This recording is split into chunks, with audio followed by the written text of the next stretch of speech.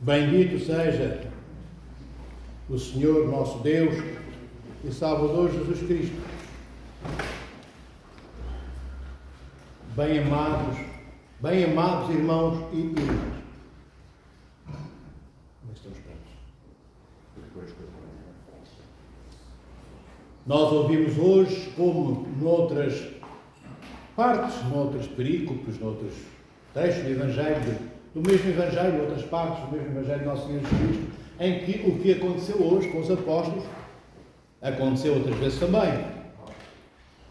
Há um senhor que está endemoninhado, um menino, e eles não conseguem, segundo o pai da criança diz, vem ter com Cristo e diz que os apóstolos, fui ter com os teus apóstolos, mas eles não conseguiram expulsar, enfim, aquele demónio, o menino está possesso, está possuído. Bem, e Cristo dá a impressão que está enfadado, não é? Não é muito normal em nosso Senhor Jesus Cristo, e de facto Cristo não está enfadado, Cristo não está aborrecido, o Senhor está triste e manifesta a sua tristeza, não é? Manifesta a sua tristeza. E depois o pai do menino diz-lhe: Senhor, se tu podes fazer alguma coisa, por que não? Seria bem-vindo, isto é, eu quero o meu filho curado. E este pai deste filho pede a Nosso Senhor que lhe perdoe também a sua incredulidade. Porque Cristo vê que ele ora acreditava mais ou menos, ora não acreditava nada em coisa nenhuma, refiro a Deus.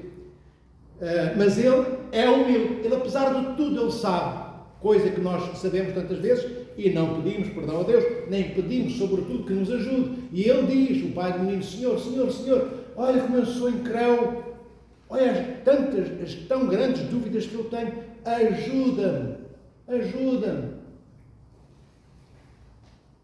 Isto é, faz com que esta minha incredulidade deixe de eu ser, que eu passe a ser um homem de verdadeira fé.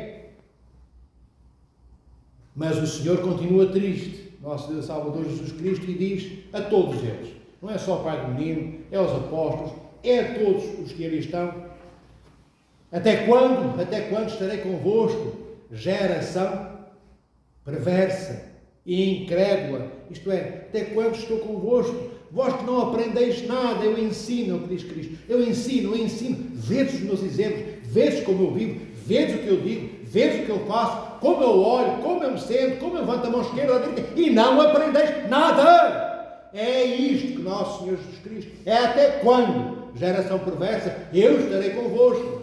Mas não é com raiva. O Senhor, ao rotular até quando, geração perversa, não é um rótulo eterno, eis o que vós sois, perversos agora, mas convidados a seres o que eu sou. O Senhor não rotula, o Senhor não cristaliza ninguém naquilo que nós somos, sobretudo no pecado. Mesmo na santidade, nós não somos estáticos, nós progredimos, nós crescemos, bem, mas trata-se de fé. Depois os apóstolos vêm ter com Cristo e perguntam-lhe: Senhor, então, porquê é que nós não conseguimos? Porquê é que não conseguimos expulsar aquele demónio? E Cristo disse-lhes: porque não tendes fé. Vejam bem, e Cristo está a falar com os apóstolos, não é connosco. Não é com bispos, com arcebispos, com presbíteros, com diáconos, com metropolitas, com patriarcas, ainda que o sacerdócio dos bispos, vigários, auxiliares, vigários, ordinários diocesanos, arcebispos, metropolitas, patriarcas, apóstolos, o sacerdócio é tudo o mesmo ao nível do episcopado, mas eles eram apóstolos. E o Senhor diz: vós não tendes fé. Como não tendes fé, o demónio ficou lá e não conseguiste expulsá-lo. Depois o Senhor acrescenta que esta raça, esta víbora de demónios, só pode ser expulsa com jejum e com oração. Não é? Mas é preciso fé. O problema dos apóstolos é que não têm fé, nem sequer como a mais pequenina semente, que é aquela semente que Cristo fala, diz, ao qual se refere, do grão de mostarda. É uma semente minúscula. E o Senhor diz aos apóstolos: se vós tivesseis fé, como este grãozinho de mostarda, isto é, como esta infinitésima semente minúscula, Diríeis àquela montanha, muda para acolá, dali para acolá, e ela mudar-se-ia. Claro que Cristo não se está somente a referir às montanhas exteriores, mas não está a ignorá-las. Muitos dizem, não, o Senhor referia-se às montanhas interiores. Não, às exteriores, mas não só às exteriores. Também às interiores. E porquê? Não só às interiores, mas também às exteriores. Temos um grande santo, São Gregório Taumaturgo, século IV, em que ele era bispo na sua diocese e há uma disputa entre dois irmãos para clarificar porque é que Cristo não se refere só às nossas montanhas interiores, e já vos digo o que é que são essas montanhas interiores, deveis certamente pensar o que possa ser. E estes dois irmãos eram herdeiros pela morte de seus pais de um certo terreno. No meio desse terreno, ou alguns do terreno, passava, se ingrava um rio. Bem, e qual era a disputa? Disputa ao ponto de porem pequenos exércitos de um contra o outro, que era um dos irmãos fiando, não sei, um corpo militar contra o seu irmão, porque ambos queriam uma parte do terreno, o terreno dividido ao meio, mas os dois queriam o rio só para si. Não queriam que o rio pudesse, isto é, providenciar, prover água para as duas terras. E o que é que São Gregório, o Taumaturgo, faz? Admoestou-os, chamou-os ao amor. Eles não aceitaram, não quiseram, então ele invoca o nome de Deus, pede ao Nosso Senhor, pede ao Pai, ao Filho e ao Espírito Santo, que é para que houvesse paz naquela casa, naquela família, o Senhor permitisse fazer o que ele pensava fazer. E ele diz, é Cristo Nosso Senhor, eu penso, Senhor, se for da tua vontade e do teu acordo, colocar aquela montanha no lugar do rio, o rio no lugar da montanha, isto era o rio na terra do vizinho. E foi o que aconteceu. Então os irmãos ficaram sem o rio, ficaram com uma terra de sequeiro, e não só plano, como era mais ou menos ondulada, como uma montanha, no sítio onde estava a sua terra, e o vizinho, que tinha terra de sequeiro, ficou com o rio, com água. Bem, não sabemos depois como é que isto acabou. Se depois eles se arrependeram, se houve outro milagre e o rio voltou a estar no mesmo sítio, mas banhando a água dos dois terrenos, dos dois irmãos, não sabemos disso.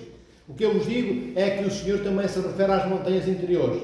Nós gostamos muitas vezes só de falar daquilo que não vemos, não é? Das metáforas, das hipérboles, não. Montanhas exteriores também se movem pela fé.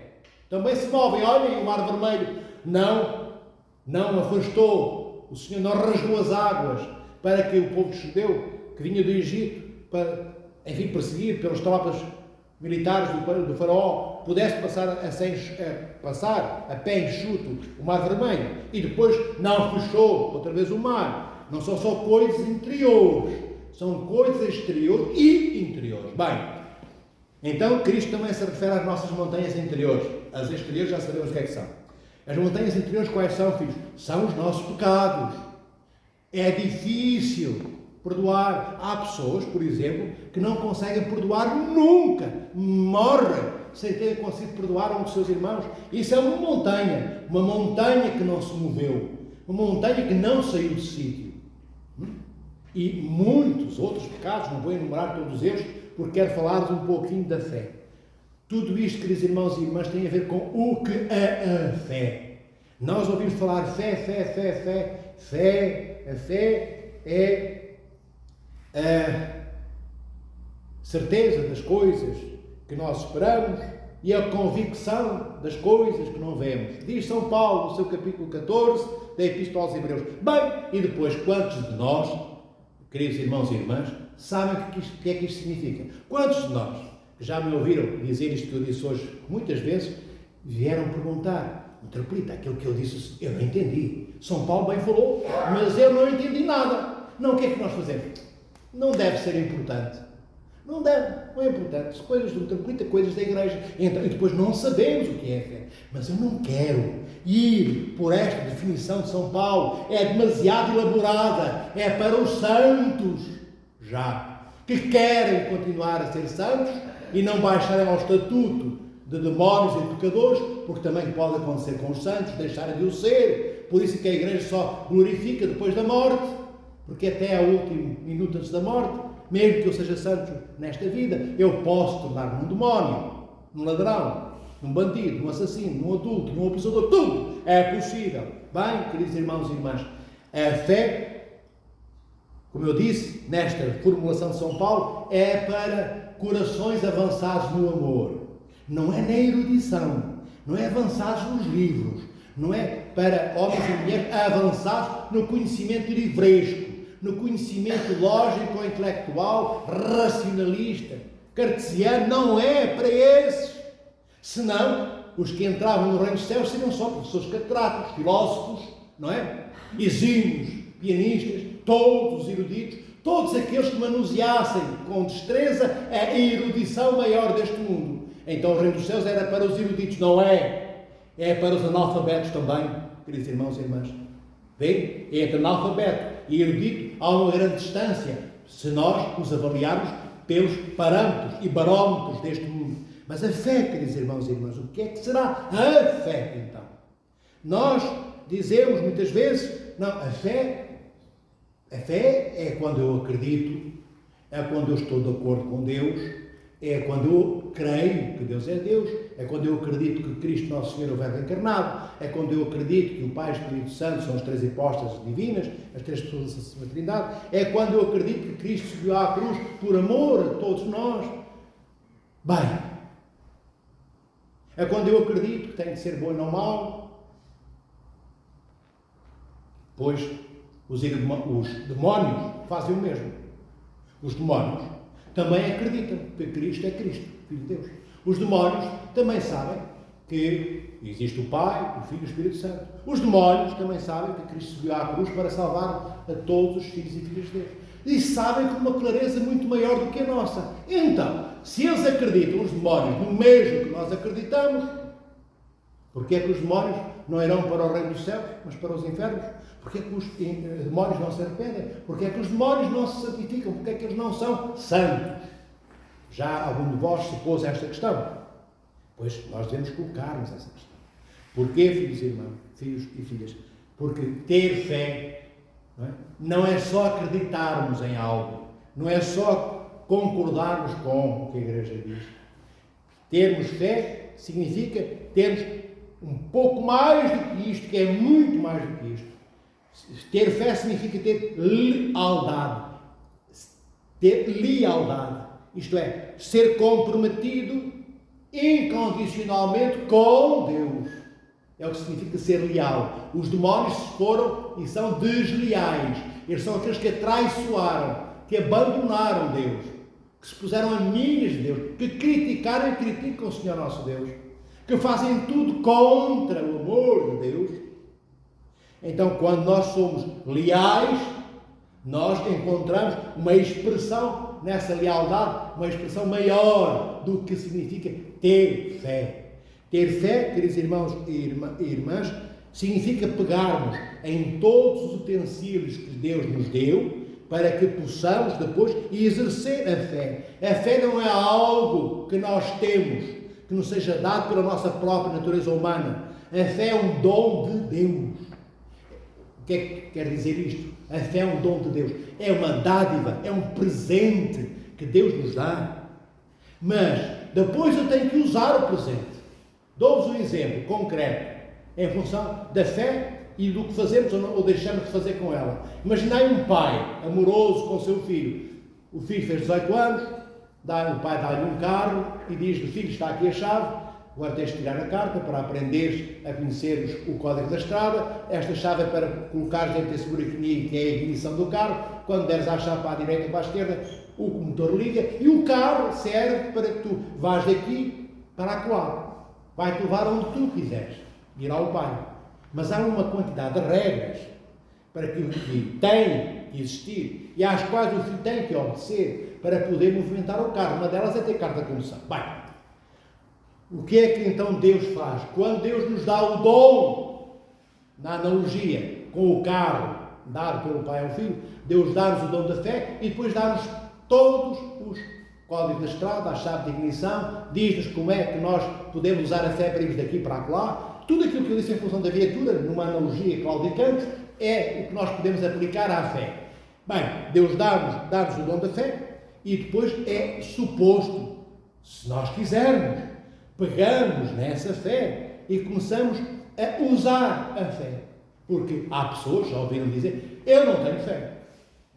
Mentira. Todos nós temos fé.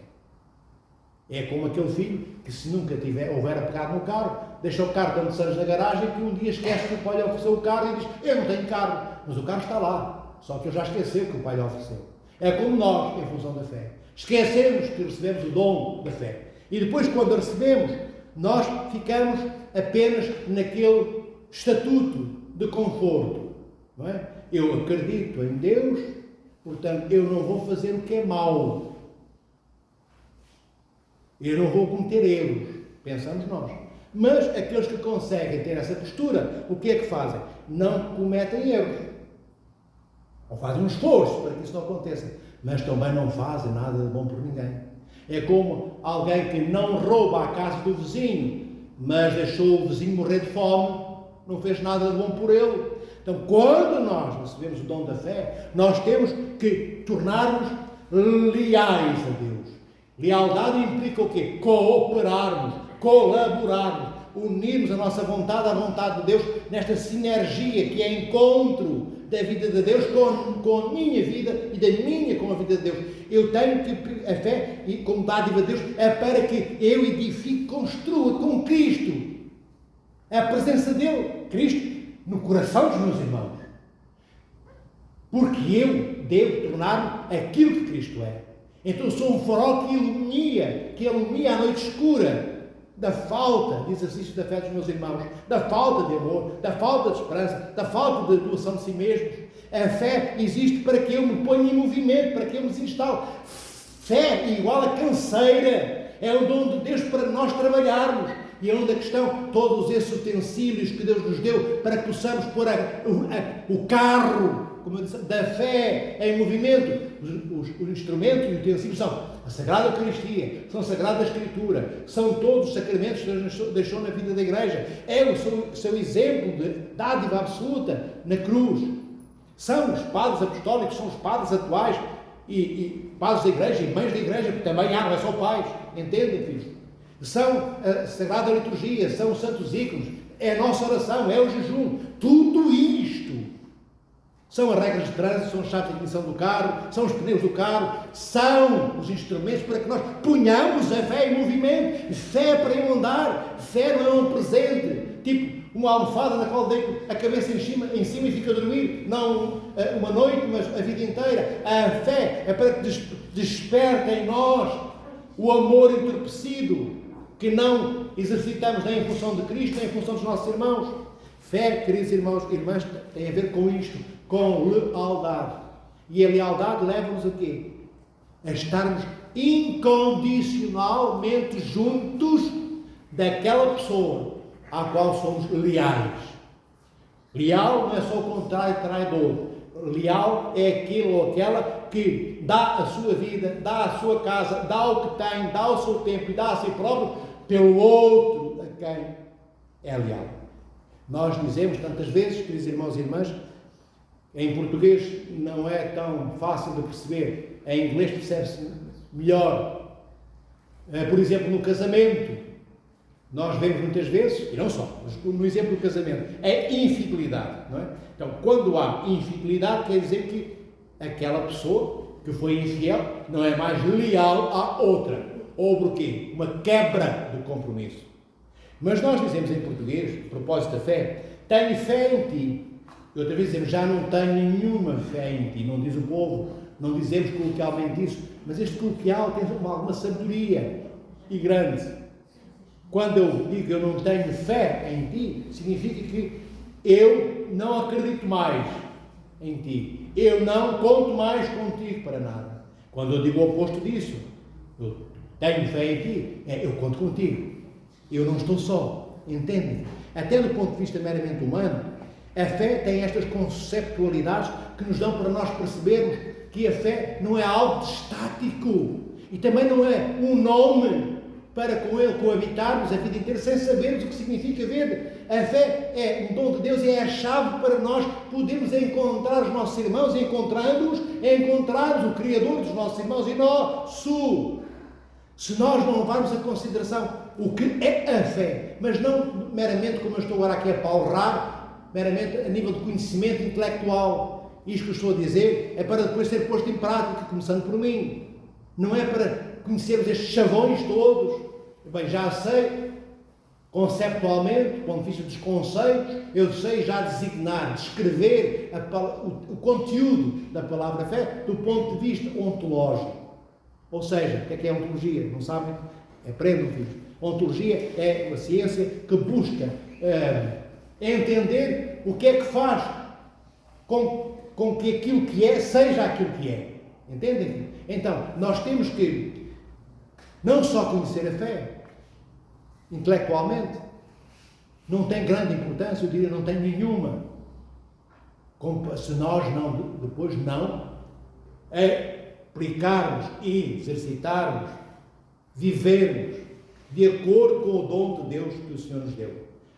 Depois sim, também é bom podermos escrever um irmão nosso que nos pergunta, olha, meu filho, diz-me lá, o que é que isso da fé? Não sei o que é. E nós escrevemos. Mas depois temos que avisar, temos que alertar, olha, agora que já sabes na teoria o que é a fé, agora vive-a. E depois ensinar como é que se vive a fé. A igreja ensina-nos, já nos disse, dei-vos alguns dos instrumentos e utensílios, mencionei alguns, e depois se nós conseguirmos exercitar a nossa fé, ela cresce, porque ganha musculatura, como quando vamos, ou aqueles que vão ao ginásio, ao fim de um tempo o braço fica mais grosso, se não for preguiçoso, se não for parar para o telemóvel só durante 2 horas, não é? Pronto, isso, se é para ser no ginásio uma vez por mês, é inútil. Mas para aqueles que, enfim, pelo corpo, ainda vão lá. Bem, há uma mudança corpórea. Quem vai gradualmente ao ginásio com frequência e com assiduidade e com alguma responsabilidade. Também a alma. E também o amor. E também todas as virtudes, queridos irmãos e irmãs. Se nós as exercitarmos, isto é, se nós as vivermos, as usarmos, o que eu quero dizer, ganham musculatura. A fé cresce. E vai crescendo tanto, que nós começamos a ver Deus. Onde? No rosto dos nossos irmãos, inicialmente. Mas depois também é possível vermos Deus face a face. Bem, e não vemos Deus face a face quando olhamos para um dos nossos irmãos e neles encontramos, irmãs, e neles, nesse rosto, encontramos Cristo. Sim, estamos a ver Cristo face a face. Pronto. Mas, da mesma forma que Cristo diz, quem me vê a mim, vê o Pai.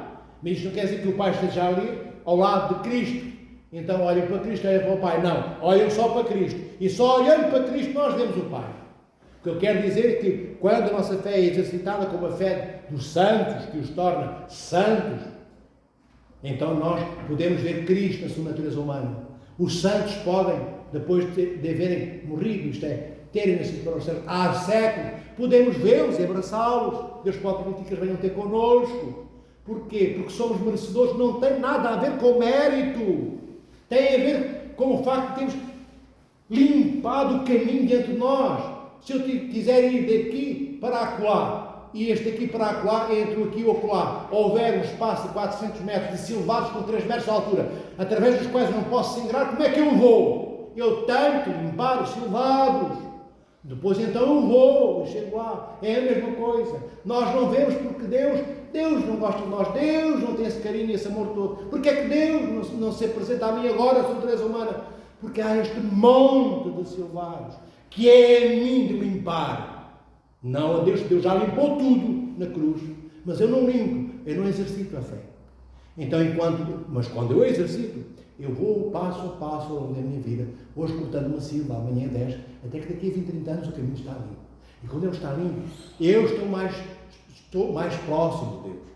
E quando eu sou mais aquilo que Cristo é, e menos o que eu era, fui ainda há pouco tempo, continuava a ser. Então, neste caminho limpo, o Senhor, eu consigo ver Cristo perfilado a 400 metros. Isto é uma imagem, é um exemplo. Eu consigo já ver o rosto de Cristo. Na sua natureza humana. Ele tem natureza divina.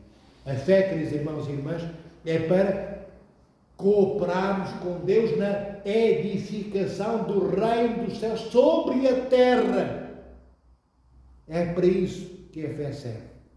A fé é uma alfaia para que nós possamos ser deificados, deuses, como de pequenino, à imagem e por semelhança de Deus. Não por natureza, como já expliquei. A fé é para que nós possamos, sem ela não é possível. Sem fé não é possível, isto que eu vou dizer. é para que nos possamos tornar cidadãos dos céus,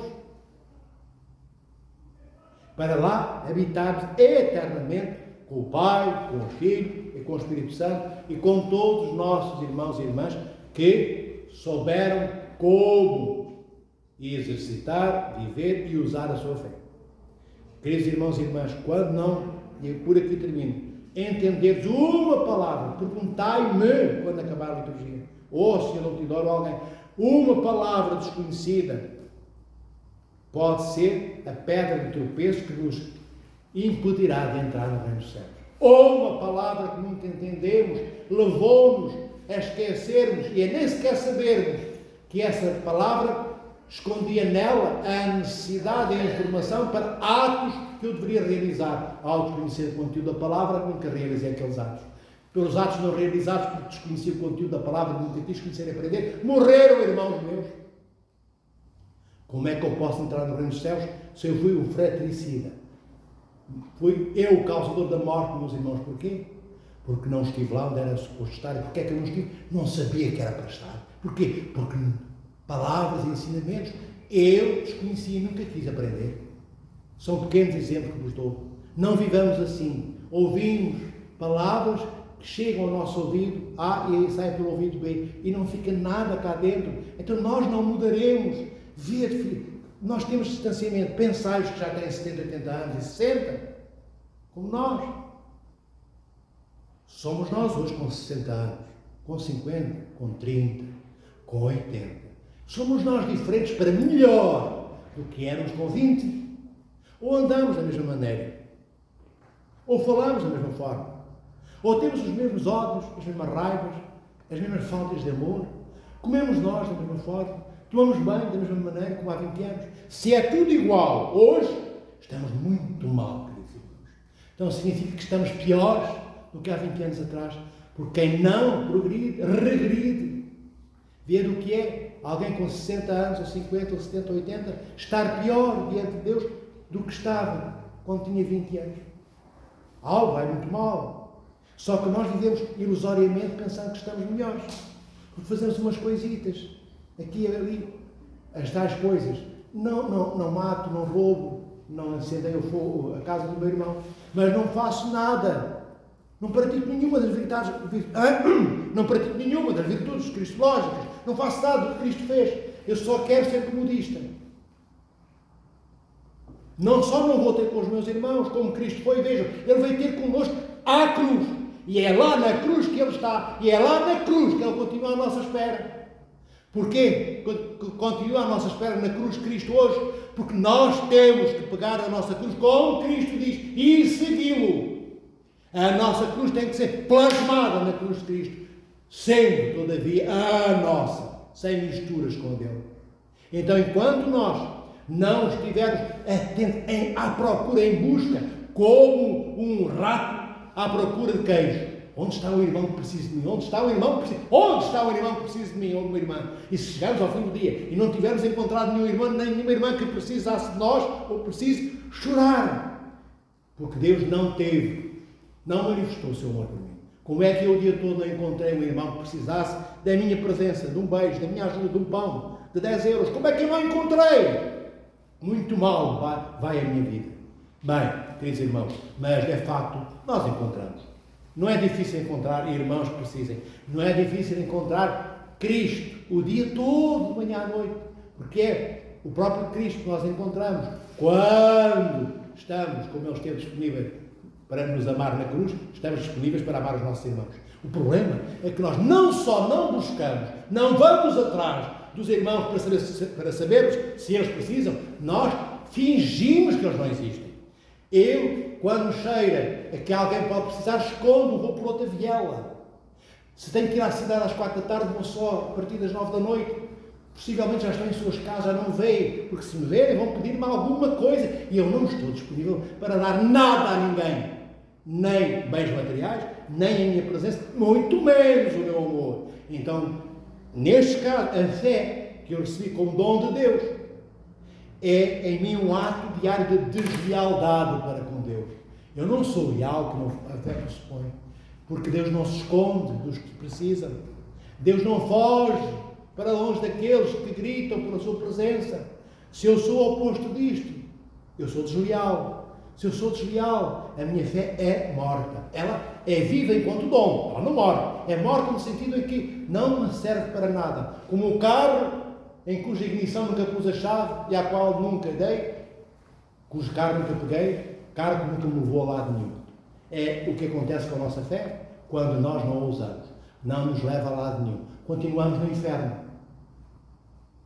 Porque o carro, a fé, é para sairmos do inferno da nossa vida para a vida que se vê do topo da cruz, da qual Cristo ressuscitou.